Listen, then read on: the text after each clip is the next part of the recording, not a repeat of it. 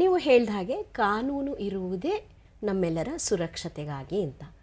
ಆದರೆ ಕಾನೂನು ಅಂದ ತಕ್ಷಣ ಅಪರಾಧ ಎನ್ನುವ ಪದ, ಶಿಕ್ಷೆ ಎನ್ನುವ ಪದ ಕಿವಿಗೆ ಬಿದ್ದ ತಕ್ಷಣ ಸಾಮಾನ್ಯ ಪ್ರಜೆಯೊಬ್ಬನಿಗೆ ತನ್ನ ಸುರಕ್ಷತೆ, ತನ್ನ ರಕ್ಷಣೆಗೆ ಇರೋದಕ್ಕಿಂತ ಹೆಚ್ಚಾಗಿ ಒಂದು ಭಯಮಿಶ್ರಿತ ಮನೋಭಾವ ಬರುತ್ತೆ. ಇದು ನಮ್ಮ ದೇಶ ಸ್ವಾತಂತ್ರ್ಯ ಪಡೆದಾಗಿನಿಂದ ಯಾವ ಕಾನೂನುಗಳನ್ನು ನಾವು ಇಟ್ಕೊಂಡಿದ್ದೀವೋ ಆ ಎಲ್ಲ ಕಾನೂನುಗಳ ಶೀರ್ಷಿಕೆಗಳಿಂದಾನೇ ಆರಂಭ ಆಗ್ತಾ ಇತ್ತು. ಅಂದರೆ ಭಾರತೀಯ ಅಪರಾಧ ಸಂಹಿತೆ, ಭಾರತೀಯ ಅಪರಾಧ ಪ್ರಕ್ರಿಯಾ ಸಂಹಿತೆ, ಹೀಗೆ ಅಪರಾಧ ಅನ್ನುವ ಪದವನ್ನು ನಾವು ಮುನ್ನೆಲೆಗೆ ತಂದು ಕಾನೂನು ಇರ್ತಕ್ಕಂತಹ ಶೀರ್ಷಿಕೆಗಳನ್ನು ಇಟ್ಕೊಂಡು ಕಾನೂನುಗಳನ್ನು ಇಟ್ಕೊಂಡಿದ್ವಿ. ಅದು ಜನಸಾಮಾನ್ಯರಲ್ಲಿ ಖಂಡಿತವಾಗಿಯೂ ಭಯವನ್ನು ಹುಟ್ಟಿಸ್ತಾ ಇತ್ತು.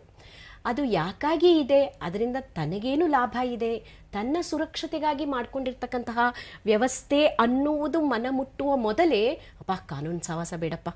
ಈಗಲೂ ನೋಡಿ, ಯಾರನ್ನ ಕೇಳಿ ಕಾನೂನು ಕಾರ್ಯಕ್ರಮನ, ಕಾನೂನು ಸಹವಾಸ ಬೇಡಪ್ಪ, ಅರ್ಥವೇ ಆಗಲ್ಲ, ಇದು ಎಲ್ಲ ಇದೆ. ಆ ಕಾರಣಕ್ಕೇನೆ ನಾವು ಈಗ ನಮ್ಮ ದೇಶದೇ ಆದ ಕಾನೂನುಗಳು ನಾವು ಇಟ್ಕೊಳ್ಬೇಕು. ನಮ್ಮ ದೇಶದ ಸ್ಥಿತಿಗತಿ ಪರಿಸ್ಥಿತಿಗಳು ಮತ್ತು ಬದಲಾವಣೆಯಾಗಿರುವಂತಹ ಒಂದು ಸ್ಟೇಟಸ್ ಏನಿದೆ, ಸ್ಥಾನಮಾನಗಳು, ಸಾಮಾಜಿಕ ಬದಲಾವಣೆಗಳು, ಇದನ್ನೆಲ್ಲ ಇಟ್ಕೊಂಡು ನಾವು ಕಾನೂನುಗಳನ್ನು ತರಬೇಕು ಅಂತ ಹೊಸ ಕಾನೂನುಗಳನ್ನು ತಂದಿದ್ದೀವಿ. ಇದರಲ್ಲಿ ಅಪರಾಧ ಅನ್ನುವ ಪದವನ್ನು ತೆಗೆದು ಸ್ನೇಹಪೂರ್ಣವಾಗಿ, ಅಂದರೆ ಸಾಮಾನ್ಯ ಪ್ರಜೆಯೊಬ್ಬನಿಗೆ ಕಾನೂನು ಅಂದರೆ ನನ್ನ ಸ್ನೇಹಿತ, ನನ್ನ ಸುರಕ್ಷತೆಗಾಗಿ ಇರುವಂತಹ ಸ್ನೇಹಿತ ಅನ್ನುವ ಭಾವನೆ ಬರಲಿ ಅಂತ ಅಲ್ಲಿ ಅಪರಾಧ ಅನ್ನೋ ಪದಗಳನ್ನೆಲ್ಲ ತೆಗೆದು ಇಲ್ಲಿ ಭಾರತೀಯ ನ್ಯಾಯ ಸಂಹಿತ, ಅಂದರೆ ನ್ಯಾಯವನ್ನು ಪ್ರತಿಯೊಬ್ಬ ಪ್ರಜೆಯು ಪಡ್ಕೊಳ್ಬಹುದು. ಭಾರತೀಯ ನಾಗರಿಕ ಸುರಕ್ಷಾ ಸಂಹಿತ, ಅಂದರೆ ಪ್ರತಿಯೊಬ್ಬ ನಾಗರಿಕನನ್ನು ರಕ್ಷಿಸುವಂತಹ ಒಂದು ವ್ಯವಸ್ಥೆ ಇದು. ಹಾಗೆಯೇ ಭಾರತೀಯ ಸಾಕ್ಷ್ಯ ಅಧಿನಿಯಮ, ನಮ್ಮ ರಕ್ಷಣೆಗಾಗಿ ನಾವು ಪಡೆಯಬೇಕಾದಂತಹ ನ್ಯಾಯವನ್ನು ಹೇಗೆ ಪಡೆಯೋದು ಅನ್ನೋದು ಸಾಕ್ಷ್ಯ ಅಧಿನಿಯಮ ಹೇಳ್ತಾ ಇದೆ. ಹಾಗಾಗಿ ಭಾರತೀಯ ದಂಡ ಸಂಹಿತೆ, ಭಾರತೀಯ ಅಪರಾಧ ಪ್ರಕ್ರಿಯಾ ಸಂಹಿತೆ, ಭಾರತೀಯ ಸಾಕ್ಷ್ಯ ಅಧಿನಿಯಮಗಳು, ಈ ಮೂರು 1870, 1872, 1917 ಇಸ್ವಿನಲ್ಲಿ ಜಾರಿಗೆ ಬಂದು ಅಫ್ಕೋರ್ಸ್ ಅದಾದ ನಂತರ ಹಲವಾರು ತಿದ್ದುಪಡಿಗಳಿಗೆ ಒಳಗಾಯಿತು. ಆದರೂ ಸಹ ಅದೊಂದು ಪರಿಪೂರ್ಣ ಕಾನೂನು ಅಂತ ಅನ್ನಿಸ್ಕೊಳ್ಳೋಕ್ಕೆ ಆಗ್ತಾನೆ ಇರಲಿಲ್ಲ ಈ ದಿನದವರೆಗೂ. ಯಾಕೆಂದರೆ ಸಾಮಾಜಿಕ ಸ್ಥಿತಿಗತಿಗಳು ಬದಲಾಗ್ತಾ ಇದೆ ಮತ್ತು ತಾಂತ್ರಿಕವಾಗಿ ಪ್ರಪಂಚ ಸಾಕಷ್ಟು ಮುಂದುವರೆದಿದೆ. ನಮ್ಮಲ್ಲಿದ್ದಂತಹ ಕಾನೂನುಗಳು 1800ನೇ ಜಮಾನದಿಂದ ನಡ್ಕೊಂಡು ಬರ್ತಾ ಇದ್ದಂತಹ ಕಾನೂನುಗಳು. ಹಾಗಾಗಿ ಅದೆಲ್ಲವನ್ನು ಕೆಲವನ್ನು ಬಿಟ್ಟು, ಕೆಲವನ್ನು ಪರಿಷ್ಕರಿಸಿಕೊಂಡು, ಕೆಲವನ್ನು ಕ್ರೋಢೀಕರಿಸಿ, ಮೊದಲು ಈ ಕಾನೂನು ಜಾರಿಗೆ ಬಂದಾಗ ಕ್ಷೇತ್ರ ಪರಿಣಿತರಿಗೂ ಓದಿದ ತಕ್ಷಣ ಹೇಗಪ್ಪ ಇದನ್ನೆಲ್ಲ ಅರ್ಥ ಮಾಡ್ಕೊಳ್ಳೋದು ಅಂತ ಅನ್ನಿಸ್ಲಿಕ್ಕೆ ಅನಿಸಿರುತ್ತೆ ಎಲ್ರಿಗೂ. ಸಾಮಾನ್ಯ ಮೊನ್ನೆ ಯಾವುದೋ ಒಂದು ವರ್ಕ್ಶಾಪ್ ಮಾಡಲಿಕ್ಕೆ ಹೋದಾಗ ಅವರು ದೊಡ್ಡ ಆಫೀಸರು, ಡಿಸ್ಟ್ರಿಕ್ಟ್ ಲೆವೆಲಿನ ಆಫೀಸರು, ಅವರು ಮೇಡಮ್ ಹೊಸ ಕಾನೂನುಗಳ ಹೆಸರು ಕೇಳಿದ್ರೆ ನಂಗೆ ಭಯ ಆಗ್ತಿದೆ ಅಂದರು. ಆದರೆ ನಿಜ ಹೇಳಬೇಕಂದ್ರೆ ಮೊದಲಿದ್ದ ಕಾನೂನುಗಳಿಗಿಂತ ಸ್ನೇಹಮಯವಾಗಿದೆ. ಮತ್ತು ತುಂಬ ಸಂತೋಷದ ಅಂಶ ಅಂದರೆ ಸಾಮಾನ್ಯ ಪ್ರಜೆಯು ಕಾನೂನು LLBನೇ ಓದಿರಬೇಕು ಅಂತೇನಿಲ್ಲ, ಯಾವ ವಿಷಯದಲ್ಲಿ ವಿದ್ಯಾವಂತ, ಅಕ್ಷರಸ್ಥ, ಅನಕ್ಷರಸ್ಥನೂ ಕೂಡ ಅರ್ಥ ಮಾಡಿಕೊಳ್ಳುವಷ್ಟು ಸ್ಪಷ್ಟವಾದ ವ್ಯಾಖ್ಯಾನಗಳು ಮತ್ತು ಪದಗಳನ್ನು ಈ ಒಂದು ಬದಲಾವಣೆಗೊಂಡಿರುವ ಕಾನೂನುಗಳು, ಹೊಸದಾಗಿ ನಾನು ಇದನ್ನು ಬದಲಾವಣೆ ಮತ್ತು ತಿದ್ದುಪಡಿ ಅನ್ನೋದಿಲ್ಲ, ಹೊಸದಾಗಿ ಜಾರಿಗೆ ಬಂದಿರತಕ್ಕಂಥ ಕಾನೂನುಗಳಲ್ಲಿ ಈ ಅಂಶಗಳನ್ನು ಮುಖ್ಯವಾಗಿ ಗಮನದಲ್ಲಿ ಇಟ್ಕೊಳ್ಳಲಾಗಿದೆ. ಏನಂದರೆ ಯಾವುದೇ ಆಗಲಿ, ಒಂದು ಮೊದಲನೇದಾಗಿ ಕುಕ್ಕರ್ನಲ್ಲಿ ಅನ್ನ ಮಾಡೋದನ್ನು ಹೇಗೆ ಒಂದು ಗಾಬರಿ ಭಯದಿಂದ ಮಾಡ್ತೀವಿ, ಅದೇನೋ ಹೇಳ್ತಾರಲ್ಲ, ಕಲಿಯಕ್ಕೆ ಮುಂಚೆ ಮೇಟಿ ವಿದ್ಯೆ, ಕಲಿತಾ ಕೋತಿ ವಿದ್ಯೆ ಅಂತ. ಹಾಗೆ ಅರ್ಥ ಮಾಡ್ಕೊಳ್ಬೇಕು ಅನ್ನೋ ಮನಸ್ಸಿದ್ರೆ ಖಂಡಿತವಾಗ್ಲೂ ಈ ರೀತಿಯಾದಂತಹ ಕಾರ್ಯಕ್ರಮಗಳನ್ನು ನೋಡೋದು, ಸಿಗುವಂತಹ ಸಣ್ಣ ಸಣ್ಣ ಪುಸ್ತಕಗಳನ್ನು ಓದುವುದು, ಇದನ್ನೆಲ್ಲ ನೋಡಿದ್ರೆ ತುಂಬ ಸುಲಭವಾಗಿ ಪ್ರತಿ ಪ್ರಜೆಗೂ ಅರ್ಥ ಆಗಬೇಕು. ಅವನಿಗೆ ಈ ಕಾನೂನು ನನ್ನ ಸುರಕ್ಷತೆಗೆ ಮಾಡಿದೆ ಅನ್ನೋದು ಗೊತ್ತಾಗಬೇಕು, ಇದು ಸ್ನೇಹಮಯಿ ಕಾನೂನು ಅಂತ ಗೊತ್ತಾಗಬೇಕು, ಅದರ ಮೂಲಕ ನ್ಯಾಯವನ್ನು ಪಡ್ಕೊಳ್ಬೇಕು ಅನ್ನೋದು ಈ ಕಾನೂನುಗಳ ಉದ್ದೇಶ ಆಗಿದೆ. ಓಕೆ, ಈ ಹೊಸ ಕಾನೂನುಗಳು ಏನು ಬಂದಿದೆ ಇದರಲ್ಲಿ ಸಬ್ಸ್ಟ್ಯಾಂಟಿವ್ ಲಾ ಮತ್ತು ಪ್ರಕ್ರಿಯಾ ಲಾ, ಅಂದರೆ ವ್ಯಾಖ್ಯಾನಿಸುವಂತಹ ಕಾನೂನು ಮತ್ತು ಪ್ರಕ್ರಿಯೆಗಳನ್ನು ಹೇಳುವಂತಹ ಕಾನೂನು. ಇದಲ್ಲದೆ ನಮ್ಮಲ್ಲಿ ಆಯಾ ವಿಷಯಕ್ಕೆ, ಆಯಾ ಅಪರಾಧಕ್ಕೆ ಸಂಬಂಧಪಟ್ಟಂತಹ ಕಾನೂನುಗಳನ್ನು ಮಾಡಲಾಗಿದೆ. ಫಾರ್ ಎಕ್ಸಾಂಪಲ್, ಈಗ ಭಾರತೀಯ ನ್ಯಾಯ ಸಂಹಿತೆಯಲ್ಲಿ 5ನೇ ಚಾಪ್ಟರ್ನಲ್ಲಿ ಮಹಿಳೆಯ ಮೇಲಿನ ಆಗ್ತಕ್ಕಂತಹ ದೌರ್ಜನ್ಯಗಳು ಯಾವುವು, ಅದನ್ನು ಹೇಗೆ ಡಿಫೈನ್ ಮಾಡುವುದು, ಡೆಫಿನೇಷನ್ ಹೇಗೆ ಕೊಡುವುದು, ವ್ಯಾಖ್ಯಾನ ಹೇಗೆ ಮಾಡುವುದು, ಆ ರೀತಿಯಾದಂತಹ ದೌರ್ಜನ್ಯ ನಡೆದರೆ ಅದಕ್ಕೆ ಪನಿಷ್ಮೆಂಟ್ ಏನಿದೆ, ಅದು ಪ್ರಕ್ರಿಯೆ ಹೇಗೆ ಅಂದರೆ ಕೋರ್ಟ್ನಲ್ಲಿ ಪ್ರಕ್ರಿಯೆ ಹೇಗೆ ನಡೆಯುತ್ತೆ, ಮೊದಲು ನಮಗೆ ತೊಂದರೆ ಆದ ತಕ್ಷಣ ಮೊದಲು ನಾವು ಯಾರನ್ನು ಸಂಪರ್ಕಿಸಬೇಕು, ಹಾಗೆ ನಾವು ಸಂಪರ್ಕ ಮಾಡಿದಾಗ ಅವರು ಏನು ಮಾಡಬೇಕು, ಇದೆಲ್ಲವೂ ಪ್ರಕ್ರಿಯಾ ಕಾನೂನಲ್ಲಿ ಬರುತ್ತೆ. ಅದರ ಜೊತೆಗೆ ನಾವು ಈಗ ಉದಾಹರಣೆಗೆ ಮಹಿಳೆ ಮೇಲಿನ ಕೌಟುಂಬಿಕ ದೌರ್ಜನ್ಯ, ಈಗ ಕಾಲರ್ ಹೇಳಿದ ಹಾಗೆ ಕೌಟುಂಬಿಕ ದೌರ್ಜನ್ಯ, ನಾವು ಸೀದಾ ಹೋಗ್ಬಿಟ್ಟು ಕೌಟುಂಬಿಕ ದೌರ್ಜನ್ಯ ಅಂದರೆ ಏನು, ಮಹಿಳೆ ಮೇಲಿನ ದೌರ್ಜನ್ಯ ಏನು ಅಂತ ಭಾರತೀಯ ನ್ಯಾಯ ಸಂಹಿತೆಯಲ್ಲಿ ಹೇಳಿದೆ. ಆದರೆ ನಾವು ಒಂದು FIR ಹಾಕಬೇಕು ಅಥವಾ ನಮಗೆ ನ್ಯಾಯ ಬೇಕು ಅಂತ ಕೇಳಬೇಕು ಅಂದರೆ ನಾವು ಕೌಟುಂಬಿಕ ದೌರ್ಜನ್ಯ ವಿರೋಧ ಕಾಯ್ದೆ ಏನಿದೆ ಅದರ ಸೆಕ್ಷನ್ ಅಡಿಯಲ್ಲಿ ನಾವು ಪೊಲೀಸರನ್ನು ಸಂಪರ್ಕಿಸಿ FIR ಅನ್ನು ಹಾಕಿ ನಂತರ ಈ ಪ್ರಕ್ರಿಯಾ ಸಂಹಿತೆ ಏನಿದೆ ಅದರಲ್ಲಿ ಪ್ರಕ್ರಿಯೆ ಮೂಲಕ ಮುಂದುವರಿಬೇಕಾಗುತ್ತೆ. ಹೌದಮ್ಮ, ಈಗಲೂ ಸಹ 2024ನೇ ಇಸ್ವಿಯಲ್ಲೂ ಸಹ ನಮ್ಮದೇ ಆದ ಕಾನೂನುಗಳು ಬಂದಿರತಕ್ಕಂತಹ ಯುಗದಲ್ಲೂ ಸಹ ಹೆಣ್ಣು ಮಕ್ಕಳು ಹೆಚ್ಚಿನ ಪಾಲು ದೌರ್ಜನ್ಯಕ್ಕೆ ಒಳಗಾಗ್ತಾ ಇದ್ದಾರೆ. ಇದರಲ್ಲಿ ಮುಖ್ಯವಾಗಿ ನನ್ನ ಇಷ್ಟು ವರ್ಷದ ಅನುಭವದಲ್ಲಿ ನಾನು ಗುರುತಿಸಿರೋದು, ಹೆಣ್ಣು ಮಕ್ಕಳು ಬಹುಪಾಲು ದೌರ್ಜನ್ಯಕ್ಕೆ ಒಳಗಾಗುವುದು ಅವರ ಮನಸ್ಥಿತಿಯಿಂದ, ಒಂದನೇದು. ಎರಡನೇದು, ಆ ಮನಸ್ಥಿತಿಗೆ ಕಾರಣವಾದ ಅಜ್ಞಾನ, ಅಂದರೆ ಕಾನೂನು ಬಗ್ಗೆ ತಿಳ್ಕೊಂಡಿರಲ್ಲ, ತಿಳ್ಕೊಂಡಿದ್ರೂ ತಪ್ಪು ಮಾಹಿತಿಯನ್ನು ಹೊಂದಿರ್ತಾರೆ, ಸರಿಯಾದ ಮಾಹಿತಿ ಇದ್ದರೂ ಅದರ ಆ ಒಂದು ದಾರಿಯಲ್ಲಿ ನಡೆಯೋದಕ್ಕೆ ಹೆಣ್ಣು ಮಕ್ಕಳು ಹಿಂಜರಿತಾರೆ. ಹೀಗಾಗಿ ದೌರ್ಜನ್ಯಗಳು ಇನ್ನೂ ಆಗ್ತಾ ಇದೆ.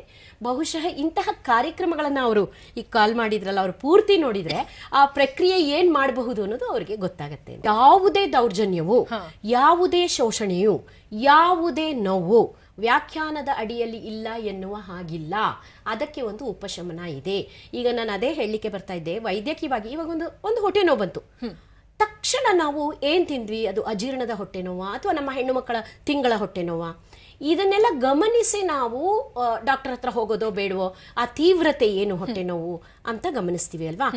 ಸಣ್ಣ ಮಾಹಿತಿ ಇಟ್ಕೊಂಡೇ ಇರ್ತೀವಿ. ಹಾಗೆಯೇ ಕಾನೂನಿನ ಬಗ್ಗೆನೂ ಸಣ್ಣ ಮಾಹಿತಿ ಇಟ್ಕೊಳ್ಳೋದು ಅವಶ್ಯಕತೆ ಒಂದು. ಎರಡನೇದು, ಹೇಗೆ ಹೊಟ್ಟೆ ನೋವು ಯಾವುದೇ ಕಾರಣ ಇಲ್ಲದೆ ಬರೋದಿಲ್ಲ, ಎಕ್ಸ್ಟ್ರಾ ಎಕ್ಸಸೈಸ್ ಮಾಡಿರ್ಬೋದು, ಭಾರ ಎತ್ತಿರ್ಬೋದು, ತಿಂಗಳ ಹೊಟ್ಟೆ ನೋವು ಇರಬಹುದು, ಅಜೀರ್ಣದ ಹೊಟ್ಟೆ ನೋವು ಇರಬಹುದು, ಏನೋ ಒಂದು ಕಾರಣ ಇರುತ್ತಲ್ಲ. ಹಾಗೆಯೇ ಯಾವುದೇ ದೌರ್ಜನ್ಯಕ್ಕೂ ವ್ಯಾಖ್ಯಾನ ಇಲ್ಲ ಅಂತ ಇಲ್ಲ, ಎಲ್ಲಕ್ಕೂ ನ್ಯಾಯ ಅನ್ನುವುದು ಇದ್ದೇ ಇದೆ. ಅಂಕಿಅಂಶಗಳು ಈಗ ಪಬ್ಲಿಕ್ ಡೊಮೈನ್ನಲ್ಲಿ, ಅಂದರೆ ಒಂದು ಸಾರ್ವಜನಿಕ ವೇದಿಕೆಯಲ್ಲಿ ನಾವು ಇಂಟರ್ನೆಟ್ ನೋಡಿದರೆ ನಮಗೆ ಗೊತ್ತಾಗೋಗುತ್ತೆ ಅಂಕಿಅಂಶಗಳು. ಹೌದು, ಹಲವಾರು ಕಾರಣಗಳಿಂದ ಪ್ರಪಂಚ ಚಿಕ್ಕದಾಗಿದೆ. ಈಗ ಟೆಕ್ನಾಲಜಿ ಬಂದಿರೋದ್ರಿಂದ ಮುಂಚೆ ಯಾವುದೋ ಬಳ್ಳಾರಿಯಲ್ಲಿ ಇರತಕ್ಕಂತಹ, ಬಳ್ಳಾರಿ ಜಿಲ್ಲೆಯಲ್ಲಿರುವ ಯಾವುದೋ ಒಂದು ಗ್ರಾಮೀಣ ಪ್ರದೇಶದ ವ್ಯಕ್ತಿಗೆ ಬೆಂಗಳೂರು ಅಂದರೆ ತಾನು ಜೀವಮಾನ ಇಡೀ ಮುಟ್ಟಲಾರದಂತಹ ಒಂದು ಜಾಗ ಅಂತ ಆಗಿತ್ತು. ಬೆಂಗಳೂರಿನ ಹೆಸರು ಕೇಳದೇ ಇರತಕ್ಕಂತಹ ಜನಗಳು ಇದ್ದರು. ಅಲ್ಲಿ ಈಗ ಹಾಗಲ್ಲ. ಒಂದು ರಾತ್ರಿ ಬಸ್ ಹತ್ತಿದರೆ 1.5 ದಿನ ಪ್ರಯಾಣ ಮಾಡಿದರೆ ನಾನು ಯಾವ ಊರನ್ನು ಎಲ್ಲಿಂದ ಎಲ್ಲಿಗೂ ಈ ದೇಶದಲ್ಲಿ ಮುಟ್ತೀನಿ ಇರೋದ್ರಿಂದ ದೌರ್ಜನ್ಯಗಳು ಹೆಚ್ಚಾಗಿದೆ ಅನ್ನುವ ಅಂಶಗಳನ್ನು ನಾವು ಕ್ಷೇತ್ರ ಪರಿಣಿತರು ಗಮನಿಸಿ ತಗೊಳ್ಳುವಂಥ ಕ್ರಮ ತೆಗೆದುಕೊಂಡ್ರು ದೌರ್ಜನ್ಯಗಳು ಹೆಚ್ಚು ಹೆಚ್ಚು ಬೆಳಕಿಗೆ ಬರ್ತಾ ಇದೆ. ಯಾಕೆಂದರೆ ನಮ್ಮಲ್ಲಿ ಮಾಧ್ಯಮಗಳ ಮುಖಗಳು ತುಂಬ ವಿಧದಲ್ಲಿ ಇರೋದ್ರಿಂದ ಈಗ ದೌರ್ಜನ್ಯಗಳು ಹೆಚ್ಚು ಹೆಚ್ಚು ಬೆಳಕಿಗೆ ಬರ್ತಾ ಇದೆ. ಮತ್ತು ಅಕ್ಷರಸ್ಥರ ಸಂಖ್ಯೆ ಜಾಸ್ತಿ ಆಗಿರೋದ್ರಿಂದ ಇದು ನನ್ನ ಮೇಲೆ ಆಗ್ತಾ ಇರೋ ದೌರ್ಜನ್ಯ ಅಂತ ಕಂಡುಕೊಳ್ಳಲು ಹೆಣ್ಣು ಮಕ್ಕಳು ಸಮರ್ಥರಾಗುವ ಹಾದಿಯಲ್ಲಿರೋದ್ರಿಂದ ದೌರ್ಜನ್ಯಗಳು ನಡೀತಾ ಇದೆ. ಹಾಗಾಗಿ ದೌರ್ಜನ್ಯ ಇಲ್ಲವೇ ಇಲ್ಲ, ನಡೀತಾನೇ ಇಲ್ಲ, ಎಲ್ಲರೂ ಮಾಹಿತಿಯನ್ನು ಪಡ್ಕೊಂಡಿದ್ದಾರೆ ಅಂತ ಹೇಳುವುದು ಎಷ್ಟು ತಪ್ಪು ಸುಳ್ಳು ಆಗುತ್ತೋ ಹಾಗೆಯೇ ಪ್ರಪಂಚ ಎಲ್ಲ ಕೆಟ್ಟು ಹೋಗಿದೆ, ತುಂಬ ದೌರ್ಜನ್ಯ ನಡೀತಾ ಇದೆ, ಹೆಣ್ಮಕ್ಳು ಮಕ್ಕಳ ಮೇಲೆ ಮೇಲೇಳಲಾರದ ಅಷ್ಟು ಶೋಷಣೆ ನಡೀತಿದೆ ಅನ್ನೋದು ಸಹ ಉತ್ಪ್ರೇಕ್ಷೆ ಆಗುತ್ತೆ. ಆದರೆ ನಡೀತಾ ಇದೆ. ನಾವು ಈ ದಿನದ ದಿನಪತ್ರಿಕೆಗಳನ್ನು ನೋಡಿದ್ರೂ ಸಹ ಬಾಲಗರ್ಭಿಣಿಯರ ಸಂಖ್ಯೆ ಜಾಸ್ತಿ ಆಗಿದೆ ಅಂತ ಇದೆ, ಮಕ್ಕಳ ಮೇಲೆ ಲೈಂಗಿಕ ಅತ್ಯಾಚಾರಗಳು ಜಾಸ್ತಿ ಆಗ್ತಾ ಇದೆ, ವರದಕ್ಷಿಣೆ ಕಿರುಕುಳಗಳು ಅದೇನು ಹೋದ್ಯಾ ಪಿಶಾಚಿ ಅಂದರೆ ಬಂದೇಗ ವಾಕ್ಷಿಲಿ ಅಂತ ಇನ್ನೊಂದು ರೂಪದಿಂದ ಬರ್ತಾ ಇರೋದನ್ನು ನೋಡ್ತಾ ಇದ್ದೀವಿ. ಬಟ್ ಎಲ್ಲದಕ್ಕೂ ಪರಿಹಾರಗಳನ್ನು ಒದಗಿಸಿಕೊಡುವ ನಿಟ್ಟಿನಲ್ಲಿ ಕಾನೂನು ಮತ್ತು ಕ್ಷೇತ್ರ ಪರಿಣಿತರು ಕೆಲಸ ಮಾಡ್ತಿದ್ದಾರೆ. ದಯವಿಟ್ಟು ನಾನು ವೀಕ್ಷಕರಿಗೆ ಏನು ಹೇಳ್ತೀನಿ ಅಂದರೆ, ಬಾಲಾಪರಾಧಿ ಎನ್ನುವ ಪದವನ್ನು ಈಗ ಬಳಸುವ ಹಾಗಿಲ್ಲ, ಅದು ಶಿಕ್ಷಾರ್ಹ ಅಪರಾಧ ಆಗತ್ತೆ. ಹಾಗಾಗಿ ಬಾಲಾಪರಾಧಿ ಅಂತ ಬಳಸುವ ಹಾಗಿಲ್ಲ. ಇಂಗ್ಲಿಷ್ನಲ್ಲಿ ಬಳಸುವುದಾದರೆ child in conflict with law ಅಂತ ಹೇಳಬೇಕು. ಕನ್ನಡದಲ್ಲಿ ಬಳಸುವಾಗ ಕಾನೂನಿನೊಡನೆ ಸಂಘರ್ಷದಲ್ಲಿ ಇರುವ ಮಗು ಅಂತ ಹೇಳಬೇಕು. ಅದರಿಂದ ಬಾಲಾಪರಾಧ, ಬಾಲಾಪರಾಧಿ ಅನ್ನುವ ಪದ ಬಳಕೆ ಈಗ ಇಲ್ಲ. ಇದು ಒಂದು ತಿಳ್ಕೊಳ್ಳೇಬೇಕಾದಂಥ ವಿಷಯ. ಇನ್ನು ಇವರ ಮೊದಲನೇ ಸಲಹೆ, ಹೌದು, ಶಾಲಾ ಮಟ್ಟದಿಂದ ಈಗ ಏನಾಗ್ತಾ ಇದೆ ಅಂದರೆ ಶಾಲೆಗಳಲ್ಲಿ ಮಕ್ಕಳ ಹಕ್ಕುಗಳ ಕ್ಲಬ್ಗಳು ಮಾಡೋದು ಮತ್ತು ಮಕ್ಕಳ ಹಕ್ಕುಗಳ ಬಗ್ಗೆ, ಕಾನೂನುಗಳ ಬಗ್ಗೆ ತಿಳುವಳಿಕೆ ಶಿಬಿರಗಳನ್ನು ಮಾಡುವುದು. ಯಾವುದೋ ಒಂದು ಶನಿವಾರ ಭಾನುವಾರ ಸಂಸ್ಥೆಗಳಲ್ಲೋ ಅಥವಾ ಶಾಲೆಗಳಲ್ಲಿ ಈ ಸಮಾಜ ಸೇವೆ ಮಾಡ್ತೀವಿ ಅನ್ನೋರನ್ನ ಕರೆಸಿ, ಅದು ತಪ್ಪು ಮಾಹಿತಿ ಅನ್ನೋದು ಪಾಪ ಟೀಚರ್ಸ್ಗೂ ಪ್ರಿನ್ಸಿಪಲ್ಗಳಿಗೂ ಗೊತ್ತಿರಲ್ಲ. ಒಂದು ಕಾನೂನು ಶಿಬಿರ ಮಾಡಿದ್ದೀವಿ ನಾವು ಅಂತ ಹೇಳ್ಬಿಟ್ಟು, ಪಾಕ್ಸೋ ಅಂದರೆ ಮಕ್ಕಳ ಮೇಲೆ ಆಗ್ತಕ್ಕಂತಹ ಲೈಂಗಿಕ ದೌರ್ಜನ್ಯದ ಬಗ್ಗೆ ಮಾಹಿತಿಗಳನ್ನು ಕೊಡಿಸುವುದು, ಬಾಲ್ಯ ವಿವಾಹದ ಬಗ್ಗೆ ಮಾಹಿತಿಗಳನ್ನು ಕೊಡಿಸುವುದು, ಹೀಗೆಲ್ಲ ನಡೀತಾ ಇದೆ. ಆದರೆ ಯಾವಾಗ ನೋಡಿ ಪರೀಕ್ಷೆಯನ್ನು ಎದುರಿಸುವ ಕಡ್ಡಾಯ ಅಂಶ ಇರುವುದಿಲ್ಲವೋ, ಅಂದರೆ ಆರೋಗ್ಯಕರ ಒತ್ತಡ ಒಬ್ಬ ಮನುಷ್ಯನ ಮನಸ್ಸಿನ ಮೇಲೆ ಇಲ್ಲದಿದ್ದಾಗ ಅವನ ವಿಷಯ ಸಂಗ್ರಹಣೆಯ ಆಯಸ್ಸು ತುಂಬ ಕಡಿಮೆ ಇರುತ್ತೆ.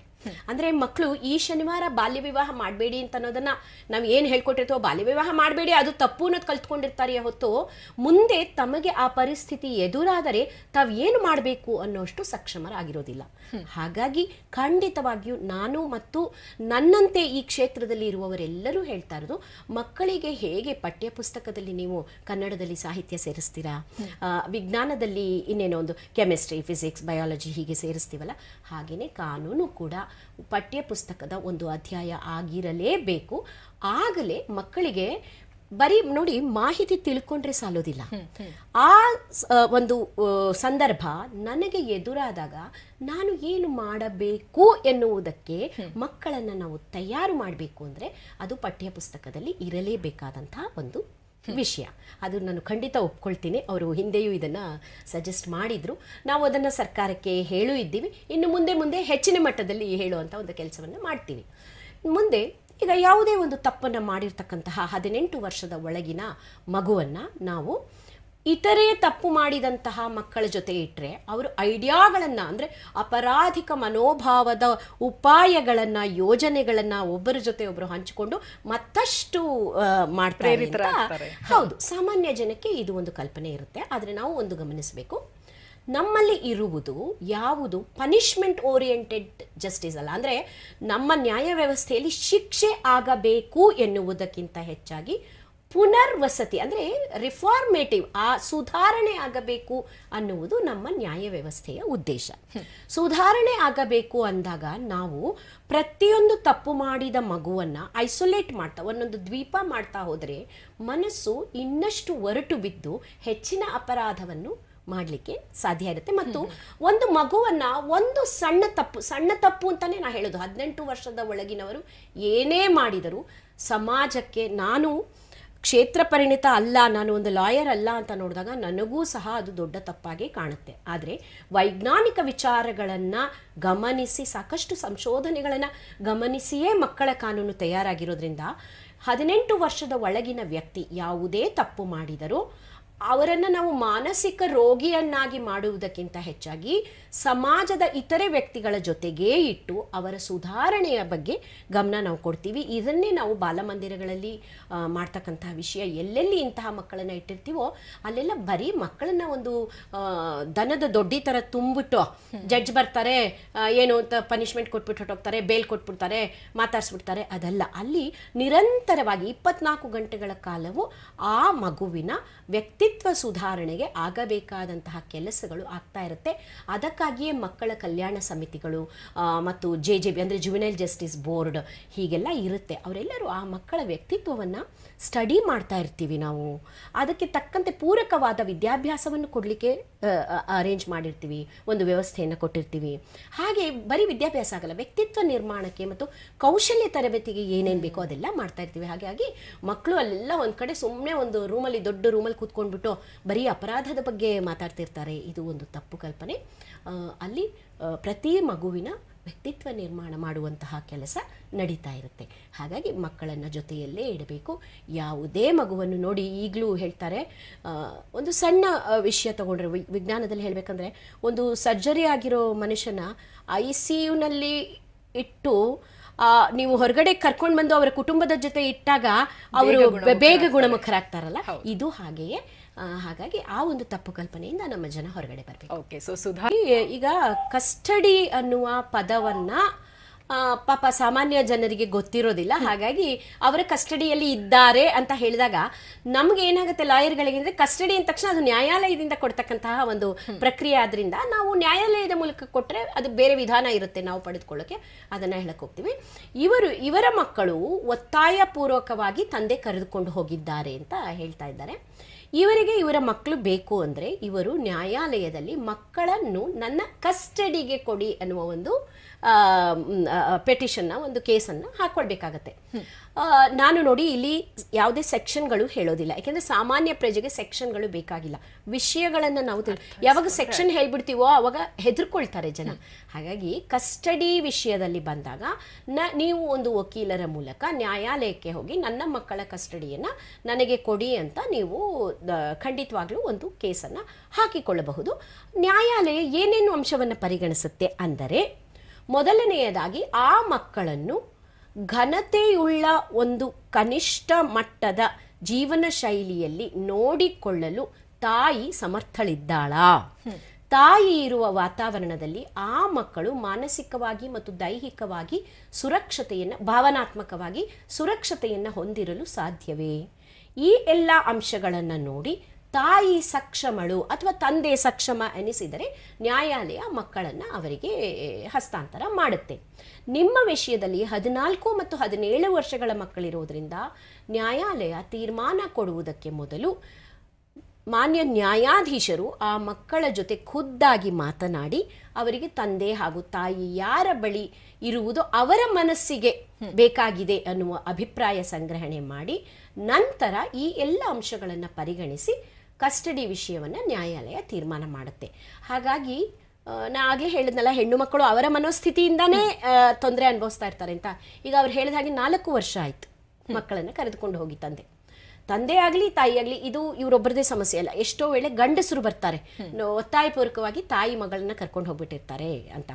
ಮತ್ತೆ ನಾವು ಈ ಮೂಲಕ ಇನ್ನೊಂದು ಸ್ಪಷ್ಟಪಡಿಸಬೇಕು ಅಂದರೆ, ಈಗ ಇರುವಂತಹ ಕಾನೂನುಗಳಲ್ಲಿ ಮತ್ತು ನ್ಯಾಯಾಲಯದಿಂದ ಬಂದಿರತಕ್ಕಂತಹ ತೀರ್ಪುಗಳಲ್ಲಿ ತಂದೆ ತಾಯಿ ಇಬ್ಬರೂ ಸಹ ಸಮನಾದ ಪೋಷಕರು. ಮೊದಲೆಲ್ಲ ತಂದೆ ಒಬ್ಬನೇ ನ್ಯಾಚುರಲ್ ಗಾರ್ಡಿಯನ್ ಅಂತ ಇತ್ತು, ಹಾಗಲ್ಲ. ತಂದೆ ತಾಯಿ ಇಬ್ಬರೂ ಸಮನಾದ ಪೋಷಕರು. ಮತ್ತು ಈ ಒಂದು ತಪ್ಪು ಕಲ್ಪನೆ ಏನಿದೆ ಅಂದ್ರೆ, ಯಾವಾಗಲೂ ಮಕ್ಕಳನ್ನ ತಾಯಿಯ ಕಸ್ಟಡಿಗೆ ಕೊಟ್ಬಿಡ್ತಾರೆ ನ್ಯಾಯಾಲಯದಲ್ಲಿ ಅಂತ. ಹಾಗಿಲ್ಲ.